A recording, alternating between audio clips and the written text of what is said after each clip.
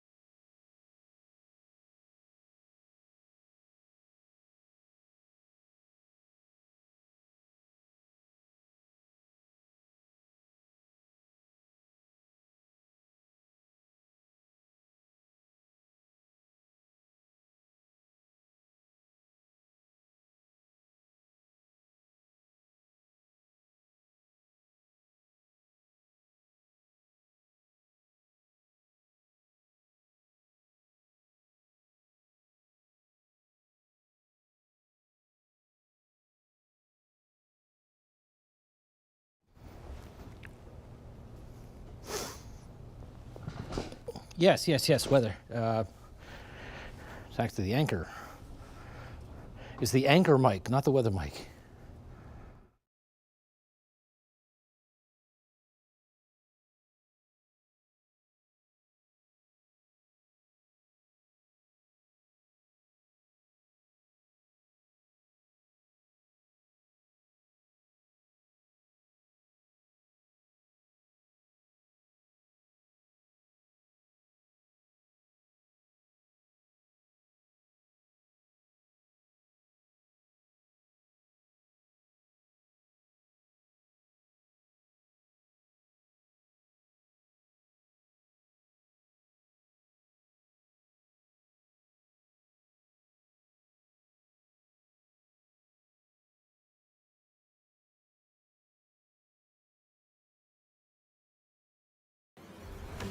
Right now, on the National Weather Desk, severe storms cause havoc in the mid-Atlantic. From a teen surviving a lightning strike in New York's Central Park to downed trees and power lines. I would hate to have that to happen to anybody. Heatwave. Triple-digit temperatures arrive in the plains and will soon move east. While Hurricane Eric brings flooding and landslides to Mexico. On this first day of summer, we'll explain the summer solstice. It's the day when we have the most daylight of the year. Explore hidden dangers in the Great Lakes. A struggling swimmer often has little time to get their bearings between waves. And the unexpected finds in a North Carolina lake, thanks to Hurricane Helene. As the water went down, the lake gave up more secrets and decided to show us more and more things. From our nation's capital, this is the National Weather Desk. Good morning and welcome to the National Weather Desk. I'm meteorologist Matt Ritter. Severe thunderstorms rolled through the mid-Atlantic yesterday, causing damage from New York to Virginia. The Philadelphia area was hit hard, with the strong winds toppling trees onto homes and onto power lines. At last check, more than 160,000 customers in southeast Pennsylvania were without power. In New York's Central Park, a 15-year-old boy was struck by lightning. He was reportedly standing under a tree yesterday afternoon when he was struck. Police officers found the teen unconscious and sitting up against a mesh fence. He was taken to the hospital in stable condition with a burn to his neck caused by a necklace he was wearing. And near Washington, D.C., a truck caught fire after a fallen tree brought down power lines, and they landed right on that vehicle. Thankfully, no one was hurt. Christian Flores shows us more of the damage in the D.C. region. I was putting this on and I was like, oh, wait, I felt the earth move. It's easy to see why this resident felt the ground move. This massive tree uprooted and falling onto the home next door in Bethesda. Nobody was inside at the time, and nobody got hurt. I looked behind me and saw the tree coming down, so I made sure to quickly get inside. But yeah, I'm glad that everyone was safe. Across the state line, this SUV crushed by a tree while driving on 267 near Dulles Airport in Virginia. The driver telling 7 News he was not hurt. And in Northwest D.C., this tree landing on live power lines, even leading to a small fire. In the meantime, I would hate to have that to happen to anybody, so I'm grateful that that they are safe, we're safe, and everyone's going to be fine. While crews clean up, residents express relief. I'm glad I didn't feel on this side. Of course, this is an older house, and so I'm sure it would have damaged it more. Sad for the neighbor that they have some damage. And today's threat of severe storms shifts to the northern plains and upper Midwest from South Dakota to Wisconsin. Tornadoes, hailstones larger than 2 inches in diameter, and winds over 75 miles per hour will all be possible. The once powerful Hurricane Eric is now a post-tropical cyclone, but the storm's strong winds and torrential rainfall brought plenty of damage to Mexico.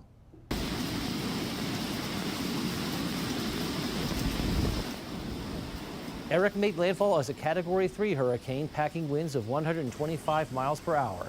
Authorities reported landslides, blocked highways, downed power lines, and flooding. Up to 16 inches of rain is expected. At least one death has happened, a 1-year-old boy, and that's blamed on the storm. The National Hurricane Center is monitoring another area for possible storm development in the eastern Pacific. As of this morning, it has a 30% chance of becoming a named storm in the next week. But the Atlantic is still quiet. On average, the first named storm in the Atlantic forms on June 20th, which is today. Now to the dangerous heat wave that is expected to grip the nation for at least the next week. Millions of people will experience triple-digit temperatures. The hot spot today is the plains, where the mercury will top 100 degrees in Kansas and Nebraska.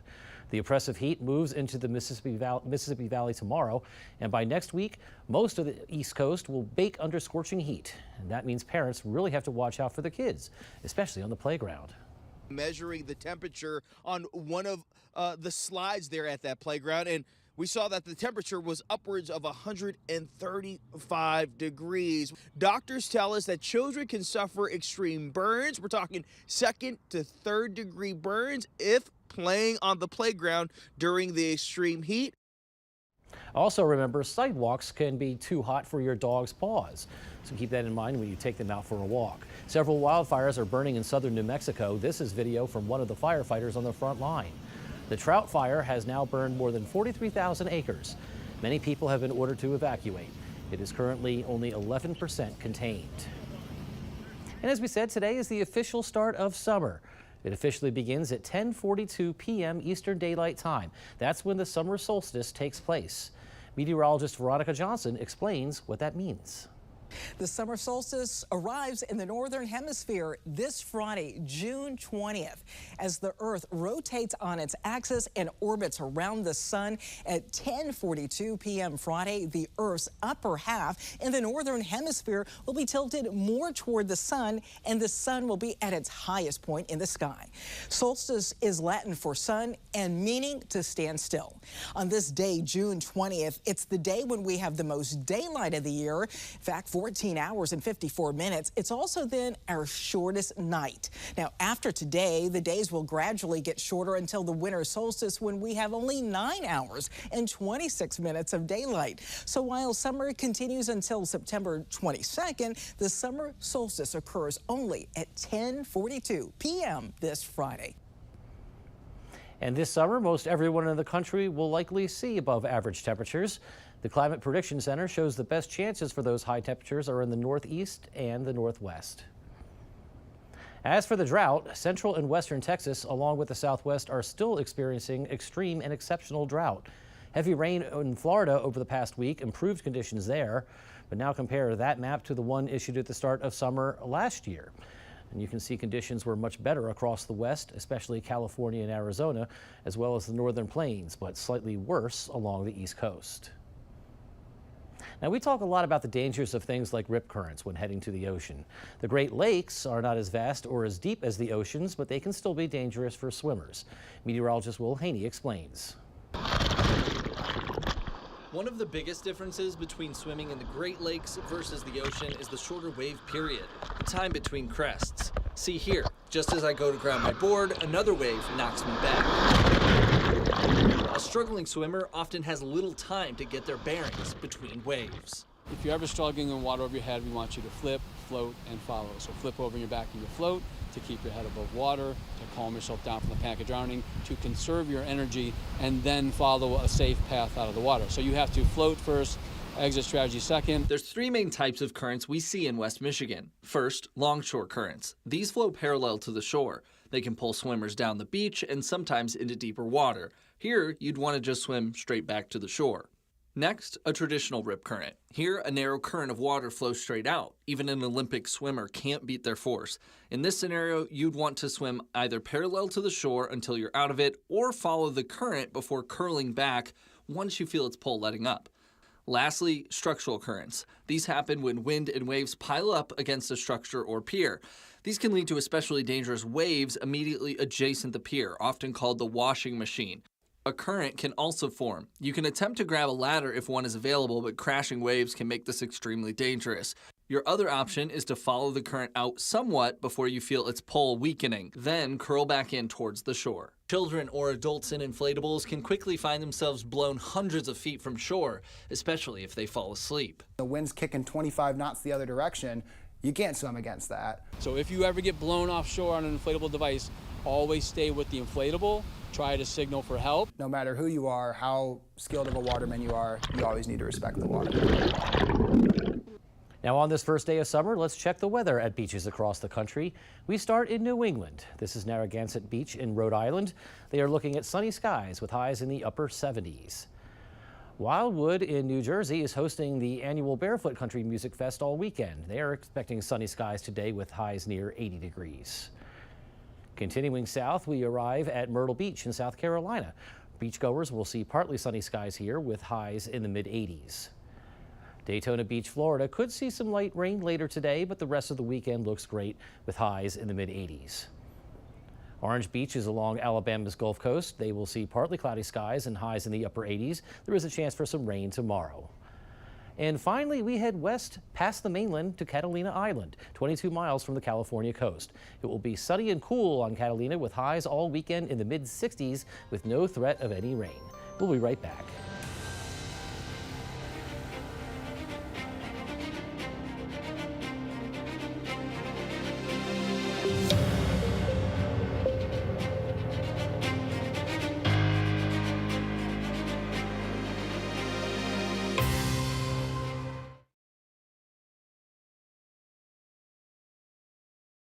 I'm meteorologist Charlie Lopresti with a look at the Northeast. We had a cold front move through last night, and that's ushering in drier, less humid air into the Northeast for our Friday. That's 2 o'clock in the afternoon. Look for highs in the 70s and 80s. What you don't see in that map right there is a stiff west to northwest wind. There may even be some scattered outages with some gusts around 40 miles per hour. Best chance for showers we go into Saturday will be into southern New England and New York. We have a greater risk for thunderstorms heading into Saturday night into early Sunday morning. I'm Chief Meteorologist Gerard Jabali. Here's a look at the Mid-Atlantic region. We are dry Friday and all through this weekend with the exception of a few showers way up towards Pennsylvania. Likely going to see very little in terms of rainfall over the next week almost before we get a big heat up to come our way. It's likely going to heat up significantly going into this weekend. Not too bad for Friday, upper 80s, mid 80s, except in the mountains a little bit cooler, but we will see 90s everywhere practically as we head into Saturday except for the mountains, and it continues to heat up the rest of the weekend. I'm meteorologist Vitas Reed. Here's a look at your southeast forecast highs for the day. We're looking at Birmingham 90 degrees, Mobile 91, Charleston 89 degrees, Nashville 91, a hot temperature down there in West Palm at 91 degrees. It looks like we're seeing sun and clouds across the I-95 corridor, looking at around Atlanta, some sunshine to start out with, but we will have some pop-up showers and thunderstorms in the late afternoon after about 3 o'clock over around Pensacola, as well as Birmingham down through Biloxi. As we get through the evening, it quiets out.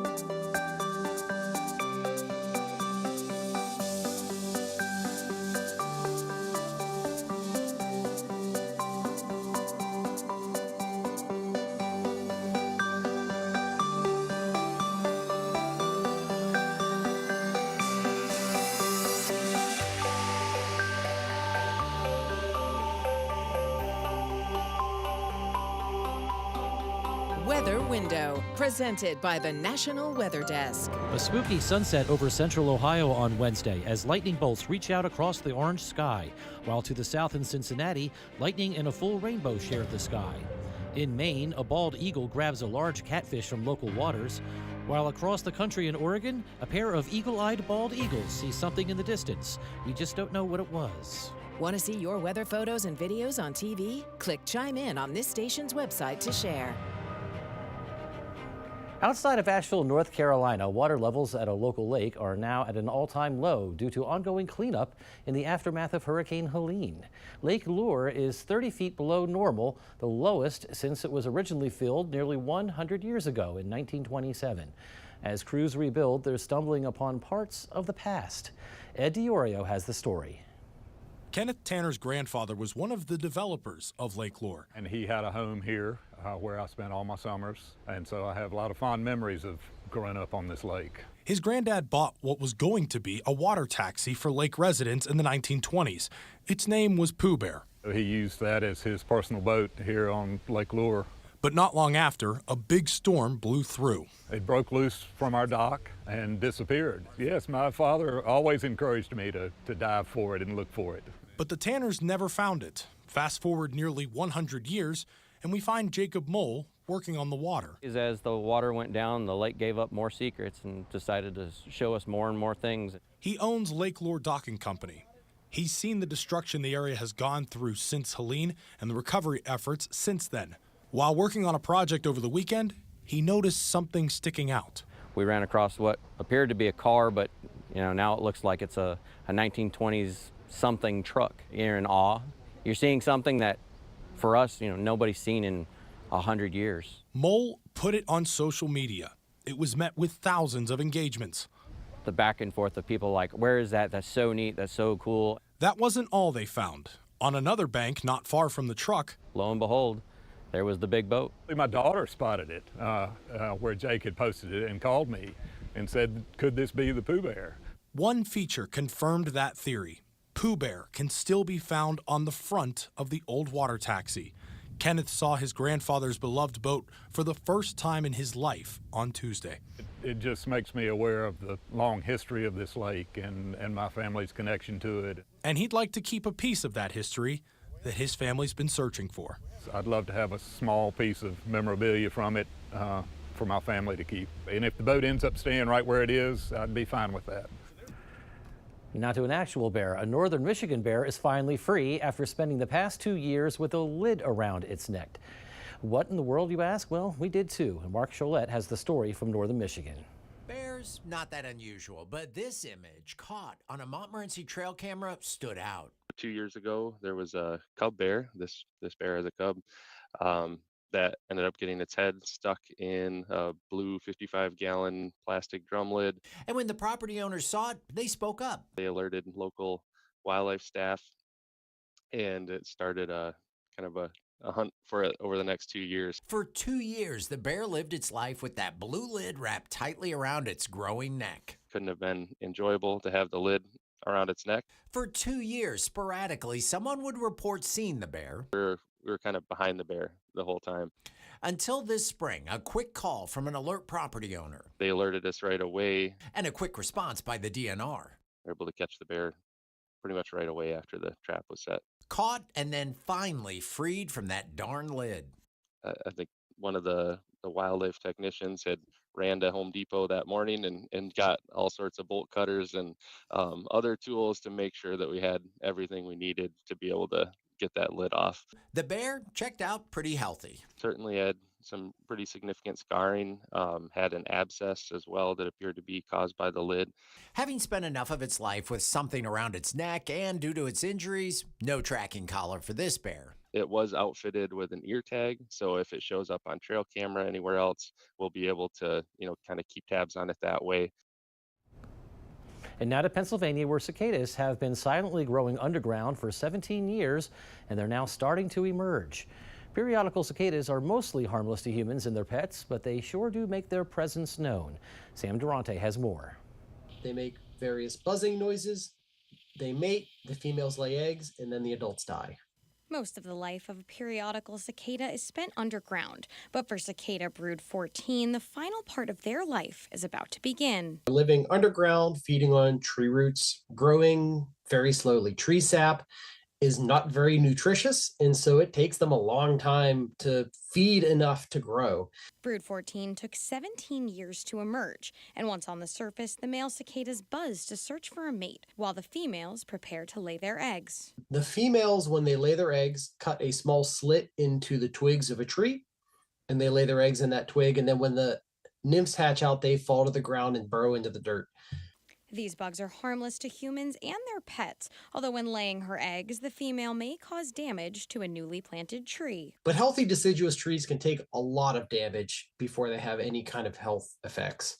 So you'll see some flagging, some branch drop, some twig drop, but in general, the trees are going to be just fine. Emerging only in a small section of the world, cicadas in the Keystone State can be seen in central Pennsylvania and bordering counties like Luzerne County. You can't see these anywhere else in the world. And this is the kind of natural phenomena that people travel around the world to go see. It's amazing to be in an area with periodical cicadas and just be overwhelmed by the noise they make and the bodies. Birds and small animals like squirrels also benefit from this natural phenomena. If they can feed on cicadas, they do really well at rearing young, and they do really well just themselves having enough fat to get through the summer and then get into winter.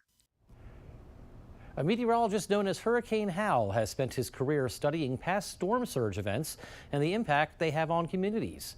And this week on our podcast, Off the Radar, he joined Emily Gracie to count down the top 10 highest storm surges in American history. Here's a preview of that episode.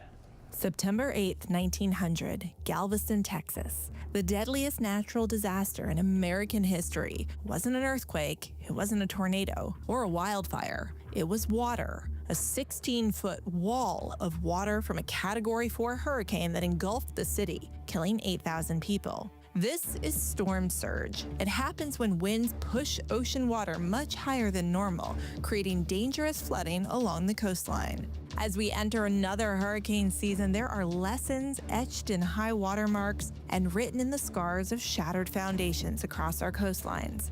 Stories of survival, devastation, and the raw power of nature that most people have never seen. Today we're going off the radar with Dr. Hal Needham, also known as Hurricane Hal. He's crunched the numbers and is counting down the 10 highest storm surges in modern American history. And the Galveston hurricane of 1900 didn't even make the list. And you can find Off the Radar anywhere you get your podcasts.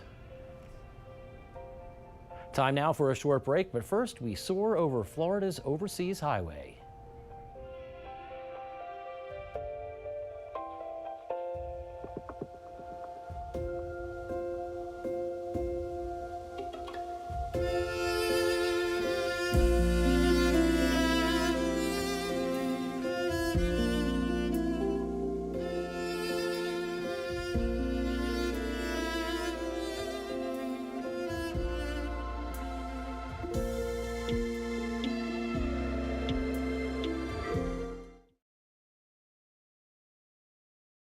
Well, a very good Friday morning, everyone. I'm meteorologist Sandra Buck-Michael. A few showers and storms trying to race their way across the plains and Great Lakes, but pretty spotty for us for the day today. It is going to get hot over the next several days, so make sure to take this heat serious. We got some triple digits out there in the plains today. 80s a little closer to the Great Lakes, but we continue to get hot. Tomorrow, we push into the 90s across the Great Lakes for the day tomorrow, and by Sunday, still hot across most of the Midwest.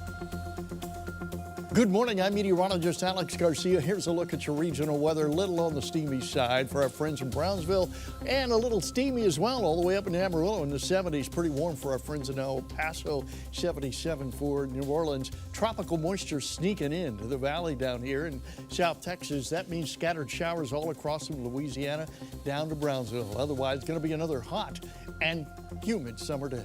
I'm meteorologist Alex Garcia. That's a look at your regional weather. Well, hi there and a good Friday morning to everybody. I'm meteorologist Shannon O'Donnell. Spring turning to summer with the solstice on deck here later today. And it will be a soggy start to summer around Seattle, a high of just 59, rain taking over by Friday night. We'll see gusty winds around Twin Falls, Boise, and Pocatello, mid-60s in San Francisco. Lots of rain pushing into Oregon as we head into the weekend as well, and extreme heat in the desert Southwest. And that's the scene from here.